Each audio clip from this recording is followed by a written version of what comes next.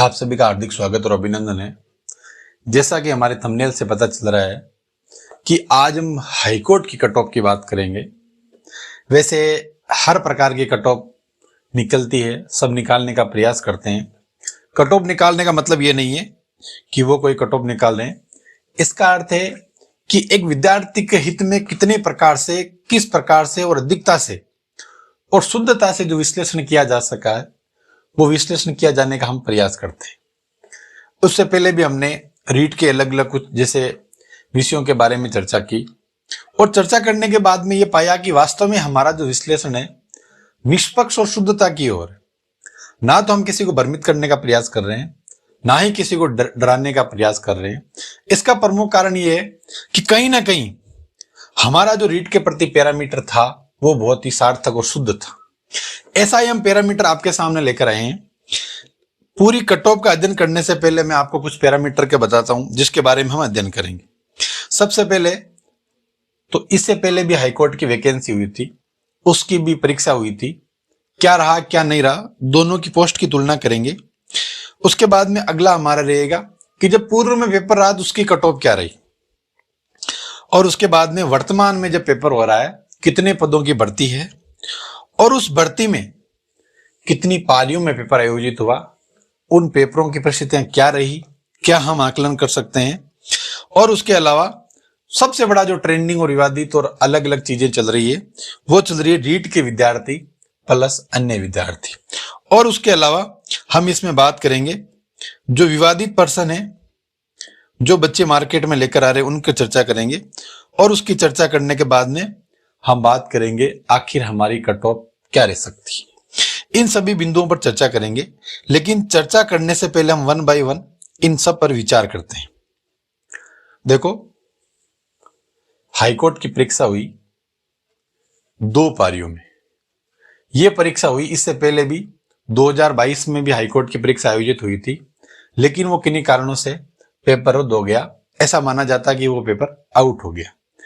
अब आपको वो आउट हुआ या नहीं हुआ वो बात की चीज है, लेकिन जब पेपर रद्द हुआ तो ऐसा माना जाता है कि जब 2022 में परीक्षा हुई तो मात्र 1700 बच्चे के लिए ही वैकेंसी निकली थी, अर्थात 1700 पोस्ट थी।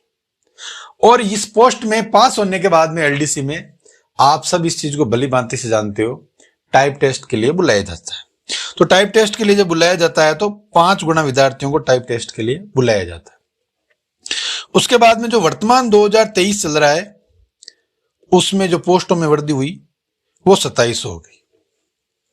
अब कितनी पारियों में पेपर हुआ तो मान के चलते हैं कि भाई 2-2 पारियों में दोनों पेपर हुए होंगे। वर्तमान में तो 2 पारियों में हुआ। अब बात ये तीसरा बिंदु हमारा और सबसे महत्वपूर्ण बिंदु है कि आखिर कौन से पेपर का क्या लेवल था। देखो, मैं 2 बात आपको बताना चाहता हूं। सबसे पहली बात तो यह है कि जब 2022 में हाईकोर्ट का पेपर आयोजित हुआ उस समय बच्चों के लिए एकदम नया पैटर्न था हाईकोर्ट का, और नया पैटर्न होने के कारण साथ साथ पेपर की सरलता बहुत ज्यादा थी और पोस्ट मात्र 1700 थी। इस बार जब पेपर 2 पारियों में हो गया उसका एक प्रमुख कारण यह भी रहा कि 12 मार्च का जो पेपर आया उसका थोड़ा सा लेवल अच्छा था तुलना में 19 मार्च की।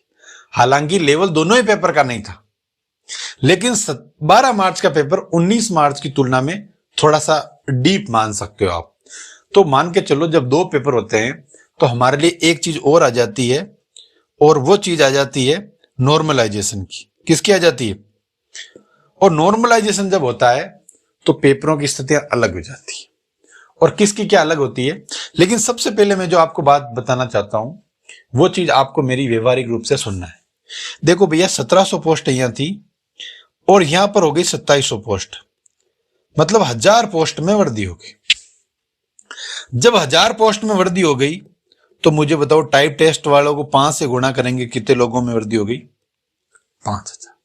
आप मेरी बात सुनना, एक कार्य हो गया कि पदों की संख्या में वृद्धि हो गई। अब मानते हैं कि पदों की संख्या में वृद्धि हुई, लेकिन पूर्व का जो पेपर था वो सरल था, इस बार का पेपर था वो लो था, थोड़ा हार्ड था। अब दूसरी चीज की हम जब चर्चा करेंगे तो वही चर्चा करेंगे जब 2 पेपर हुए और 2022 का जब पेपर हुआ था उनकी विभिन्न कैटेगरियों में कट ऑफ क्या रही। तो ऐसा माना जाता है कि जनरल की कट ऑफ 194 रही। क्या रही? और उसका कारण यह है कि जो ये कट ऑफ निकलती है, आप भली भांति समझते हो कि कैटेगरी के पद कितने होते हैं, उसको 5 गुना करके निकाली जाती है। पहले जनरल में, इसमें जनरल की अलग निकलती है, ओबीसी की अलग निकलती है, इसीलिए ज्यादा रहती है, इसीलिए कम रहती है। और इसमें ओबीसी की जो कट ऑफ रही थी वो लगभग 224 रही थी, ये रही। और ईडब्ल्यूएस की कट ऑफ 220 रही थी। हम चर्चा करेंगे ओबीसी और ईडब्ल्यूएस की, ना कि जनरल की। मानते हैं कि भाई चलो जनरल में जो आते हैं कम अभ्यर्थी होते हैं, तो ऑटोमेटिकली पोस्ट भी तो वो एक नॉर्मल कोटा होता है, और उसके बाद में टाइप टेस्ट के बाद में जो जनरल में चला जाएगा वो उधर चला जाएगा और अपनी कैटेगरी में आएगा तो वो आ जाएगा। अब हम कट ऑफ मान रहे हैं 220 नंबर, इसका मतलब 110। आप दो चीज मेरी सुनना, जब पहली हाईकोर्ट की परीक्षा हुई थी उस समय कोई वैकेंसी नहीं थी। जब कोई वैकेंसी नहीं थी तो बच्चे मोस्टली थे, उन्होंने हाईकोर्ट की तैयारी करी। लेकिन इस बार हाईकोर्ट की तैयारी से पहले एक वैकेंसी, बहुत बड़ी बम्पर वैकेंसी थी, इसलिए इस एलडीसी की वैकेंसी पर ज्यादातर बच्चे मोस्टली दम लगाकर फोकस नहीं कर पाए, और उसका प्रमुख कारण था रीट के विद्यार्थी। क्यों? कि ज्यादातर बच्चों ने रीट की तैयारी की, और रीट की तैयारी करने के कारण वो इस हाईकोर्ट की एलडीसी की परीक्षा को समय नहीं दे पाए। और जब समय नहीं दे पाए तो आप में को एक चीज अलग अलग अपन व्यवहारिक रूप से भी चर्चा करेंगे। तो 220 कट ऑफ रही, और ये वर्तमान की पोस्ट हैं जो आपको 2700 पोस्ट मिलेगी। कितनी मिलेगी? और जब 2700 पोस्ट है तो पहले की तुलना में पदों की संख्या में भी इसमें वृद्धि हो गई। अब आप थोड़ा सा आगे देखिए। अब सबसे पहले तो हम चर्चा करेंगे अलग अलग बिंदुओं पर। एक पेपर 12 मार्च को हुआ और एक पेपर 19 मार्च को। मैंने आपको बताया दोनों पेपरों का लेवल इतना ज्यादा नहीं था, लेकिन 12 मार्च और 19 मार्च की तुलना में देखें तो ये थोड़ा पॉजिटिव पेपर था, अर्थात टफ था। इसलिए जब नॉर्मलाइजेशन होगा तो 12 मार्च के विद्यार्थियों को मोस्टली थोड़ा सा ज्यादा फायदा होने की उम्मीद रहेगी, और 19 मार्च के बच्चों की नॉर्मलाइजेशन में नंबर कम होंगे, इनके नंबरों में क्या होगी? वृद्धि होगी। तो आपको वो चीज समझ में आई कि नहीं आई? दूसरी चीज हम चर्चा कर रहे हैं कि सबसे बड़ी चीज है कि इस पेपर में नेगेटिव मार्किंग नहीं थी। जब नेगेटिव मार्किंग नहीं थी और प्रत्येक में 50-50 सवाल आते हैं, और हमने माना कि मात्र 1700 पोस्ट में अधिकतम मेरिट 220 या 224 नंबर रही थी, और 224 नंबर का मतलब हुआ 112 क्वेश्चन, जबकि पेपर का लेवल कम था, तैयारी करने का बच्चों को समय ज्यादा मिला था। और इसमें बच्चों ने तैयारी उन्हीं बच्चों ने करी जो बीएड नहीं किए हुए थे, और बीएड नहीं किए हुए बच्चे बहुत कम मिलते हैं जो सीरियस होकर तैयारी करते हैं। वो 12वीं के साथ फर्स्ट ईयर सेकेंड ईयर एक तैयारी करते हैं, लेकिन जो रीट के विद्यार्थियों की जो समझ होती है उतनी हाई लेवल तक की उनकी डीप नॉलेज नहीं होती। तैयारी वो अच्छी करते हैं, एसएससी के विद्यार्थी अलग अलग प्रकार की मेहनत करते हैं, लेकिन इनके मुकाबले नहीं कर सकते। लेकिन इनसे मुकाबला अपने आप ही नहीं होगा। इसका प्रमुख कारण यह है कि ये जो रीट के विद्यार्थी थे वो कहीं ना कहीं अपने एग्जाम में बिजी थे, और जब अपने एग्जाम में बिजी रहे तो वो ज्यादा सवाल की ओर बढ़ नहीं पाए, इसलिए भी मेरिट का ज्यादा बढ़ने का कोई उम्मीद नहीं है। अब मैंने जो आपको जो सबसे बड़ी बात बता रहा हूं कि वो यही बता रहा हूं कि रीट के विद्यार्थी और अन्य विद्यार्थियों के बीच में जो कंपटीशन चल रहा है उसका वास्तविक निचोड़ क्या हो सकता है। तो मैंने आपको पहले ही बताया कि रीट के विद्यार्थियों ने एग्जाम भले ही दिया हो, लेकिन उस लेवल की वो तैयारी नहीं कर पाए जिस लेवल की तैयारी उनको करनी चाहिए। बाकी अन्य अभ्यर्थी तैयारी करते हैं लेकिन इनके अकॉर्डिंग कवर नहीं कर पाते। अब मैं आपको एक छोटी सी चीज बताता हूं, जैसे रीट का विद्यार्थी जो इंग्लिश का है वो उसमें राजस्थान जीके या नॉर्मल जो इंडिया जीके आती है वो उसको कवर कर सकता है, और हिंदी को भी कवर कर सकता है। उनके थोड़े से ज्यादा चांस रहते हैं और अच्छे चांस रहते हैं। उसका कारण यह कि इंग्लिश सरल आई थी और उनकी इंग्लिश पहले से ही अच्छी होती है, और दूसरी चीज हिंदी आती है, जीके आती है। अब हिंदी के विद्यार्थी हिंदी को अच्छी कर पाएंगे, जीके को भी अच्छी कर पाएंगे, लेकिन उस लेवल तक नहीं कर पाएंगे। अब दूसरी बात यह है कि मैंने आपको बताया कि भाई इंग्लिश के विद्यार्थियों के लिए मामला अच्छा रहता है, तो मैं दूसरी चीज आपको यह भी बताता हूं कि इंग्लिश की जो रीट की वैकेंसी आई थी उसको आप छोटा नहीं मान सकते, वो भी एक बहुत बड़ी भर्ती आई थी। और मोस्टली अगर इसके रिजल्ट में आगे पीछे कुछ प्रक्रियाएं होती है तो वो विद्यार्थी मोस्टली वहां सेटल हो जाएंगे, इतना ज्यादा लेवल नहीं बचेगा। और जब हम आखिरी और सबसे महत्वपूर्ण चर्चा ये करते हैं कि हमारे 12 मार्च को भी पेपर हुआ और 19 मार्च को भी पेपर हुआ। जब दोनों पेपर हुए थे तो दोनों पेपरों में कम से कम 10-10 सवाल ऐसे हैं जो मार्केट में विवादित प्रश्नों की स्थिति में आ रहे हैं। अब जो पेपर एग्जाम करवा रही जो एग्जाम करवा रहे हैं वो इंस्टीट्यूशन या उनको डिलीट करता है या उनके ऑप्शन में परिवर्तन करता है, क्या करता है वो उन पर डिपेंड रहेगा। लेकिन ये मान के चलो 10 से 10 दोनों में कम से कम 10 से 15 सवाल विवादित चल रहे हैं। अब देखो, जो हमने सार तक चर्चा की उसमें मैंने सबसे पहली चीज ये बताई कि रीट के विद्यार्थी इसमें कॉम्पिटिटर बनते हैं, लेकिन इतनी उनकी भागीदारी रही नहीं, आखिरी समय में उन्होंने तैयारी की। दूसरी चीज है कि पिछली बार पदों की तुलना में इस बार पदों की संख्या में वृद्धि हुई थी। पिछली बार 1700 पद थे, इस बार 2700 पद है, तो निश्चित रूप से 13,000 के लगभग बच्चों को टाइप टेस्ट देना है। इसलिए मात्र ये 2700 की वैकेंसी नहीं है, आप इसको 1300 की वैकेंसी, 13,000 की वैकेंसी। दूसरी चीज है कि इसमें नॉर्मलाइजेशन की स्थिति आती है। पहला पेपर हार्ड था 12 मार्च वाला, और दूसरे पेपर का इस प्रकार का लेवल नहीं था। हमने इतने बिंदुओं पर चर्चा की। पेपर इस प्रकार के लेवल का था कि प्रत्येक बच्चा 30 सवाल कर लेता है, बचा लेता है। क्यों बचा लेता है? कि इसमें नेगेटिव मार्किंग की स्थिति नहीं होती। नकारात्मक नेगेटिव मार्किंग नहीं है तो बच्चा निश्चित रूप से सारे सवाल अटेंड करता है, और जब सारे से सारे सवाल अटेंड करता है तो वो 30 सवाल कर लेता है। लेकिन हमने एक चीज का आंकलन किया कि पिछली बार ओबीसी का बच्चा 110 नंबर लेकर आ रहा है, इसका मतलब वो टाइप टेस्ट दे रहा मात्र 1700 के पोस्ट। ये चीज आपको समझना है। इस बार जब पोस्टों की संख्या वृद्धि हो गई 5000, और इस बार उन बच्चों को समय नहीं मिला जो उन्होंने पिछली बार तैयारी की थी, और 2 पेपर हो गए तो दोनों में नॉर्मलाइजेशन में अंतर रहेगा। पहले पेपर का थोड़ा सा लेवल अलग था, दूसरे पेपर का थोड़ा सा लेवल अलग था। तो हम जब कट ऑफ की चर्चा करेंगे तो आपके सामने 2 प्रकार की कट ऑफ की चर्चा करेंगे। एक तो ये चर्चा करेंगे कि सामान्य रूप से जो 12 मार्च का पेपर होता है उन बच्चों को कितने नंबर लाकर टाइप टेस्ट की तैयारी करनी चाहिए, और 19 मार्च के बच्चों को क्या लेकर आना चाहिए, और अगर इनका नॉर्मलाइजेशन होता है तो नॉर्मलाइजेशन होने के बाद में किसको क्या फायदा होता है और किसकी क्या कट ऑफ रहती है, यह भी बहुत महत्वपूर्ण रहता है। तो हमने सबसे पहले जब इसका आंकलन किया तो यह पाया कि जो बच्चा या जो अभ्यर्थी 30 सवाल हर पेपर में कर रहा है, तो 30 को जब आप 3 से मल्टीप्लाई करोगे तो आप मुझे बताओ कितने होते?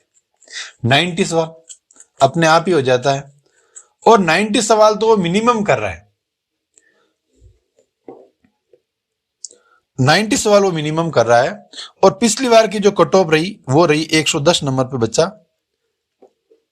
पेपर देने जा रहा है कम पोस्ट में। तो मैं आपको फिर बता देता हूं, इस बार भी भले पेपर अच्छा आया हो, कुछ भी हो, पोस्टों में भले वृद्धि हुई हो, रेट के अभ्यर्थियों ने भले भाग लिया हो, लेकिन जो कट ऑफ की स्थिति रहेगी हम उस पोस्ट के अकॉर्डिंग देखेंगे।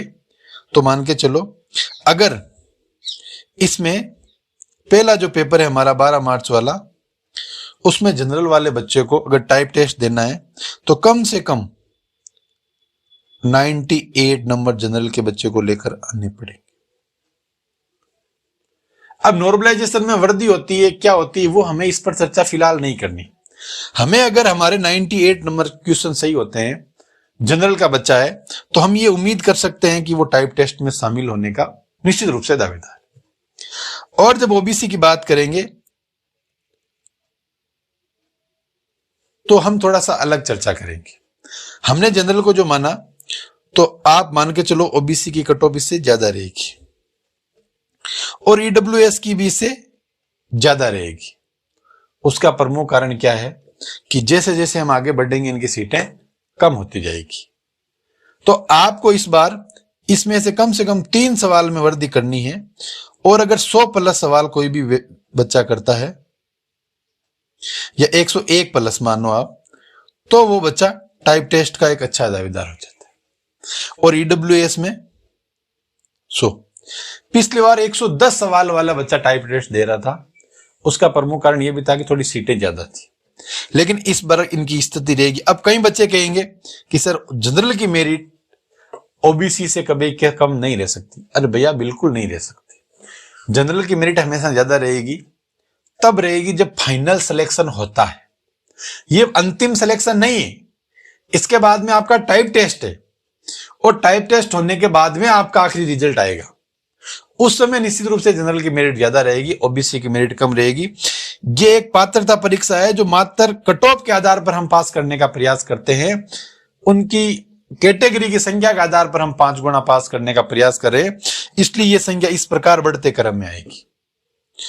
और जब 19 मार्च का पेपर सरल था, तो अगर जनरल की हम मान रहे हैं 100 या 101, तो ओबीसी को आपको 104 सवाल मानना पड़ेगा, और ईडब्ल्यूएस को 103 नंबर सवाल मानने पड़ेंगे। और इस प्रकार के अगर दोनों पेपरों में आपकी स्थितियां है, तो 99% आप टाइप टेस्ट के 100% दावेदार हो। आपको कोई नहीं रोक सकता, क्योंकि जो दोनों चीजें हैं ये निश्चित रूप से एक संयुग्मी चीजें हैं, एक दूसरे से जुड़ी हुई है। हम इनको कभी भी नहीं भुला सकते। यह मात्र हमारा एक विश्लेषण है जो हमने शुद्धता से विभिन्न बिंदुओं के आधार पर एक छोटा सा प्रयास करने का आपके सामने प्रयास कर रहे हैं। अगर आपको फिर भी लगता है कि नहीं कट ऑफ में अलग अलग चीजें हो सकती है, ऊपर नीचे चीजें हो सकती है, तो आप मुझे बता सकते हो। लेकिन आपको एक चीज ये मानना पड़ेगा कि इसमें नेगेटिव मार्किंग नहीं थी, पेपर का लेवल वो नहीं था, और रीट के विद्यार्थी इतने भागीदार नहीं बन रहे थे। पेपर दे रहे थे, उन्होंने देख के आए, अपने पूरे अनुभव के आधार पर दे रहे, क्योंकि वो पूरे रीट पे डिपेंड हो गए थे। अब जो बाहर वाले बच्चे पेपर देते हैं, मानते हैं वो सारी तैयारी करते हैं, लेकिन कहीं ना कहीं रीट का जो विद्यार्थी, जैसे इंग्लिश का बच्चा, वो तो निश्चित रूप से देता ही होगा, तो वो कहीं ना कहीं आप पर हाइपर होने का प्रयास करेगा। अब कहीं जैसे 95, 94 ऐसा मानते हैं, लेकिन ये कट ऑफ रहेगी, ये 100 के ऊपर नीचे रहेगी। आप इसको कम नहीं मान सकते, और इसका ज्यादा है तो इसके थोड़े नॉर्मलाइजेशन होने के बाद में आपका जो एरिया वो 102, 103 इधर ही घूमेगा। इससे ज्यादा मुझे लगता नहीं है, क्योंकि पोस्टों की संख्या में भी बहुत ज्यादा परिवर्तन। आपने समय दिया, ऐसे देखते रहिए, हम आपके और अच्छी चीजें लेकर आएंगे, सार्थक और शुद्धता से लेकर आए। आप जुड़े हमसे, इसके लिए बहुत बहुत धन्यवाद।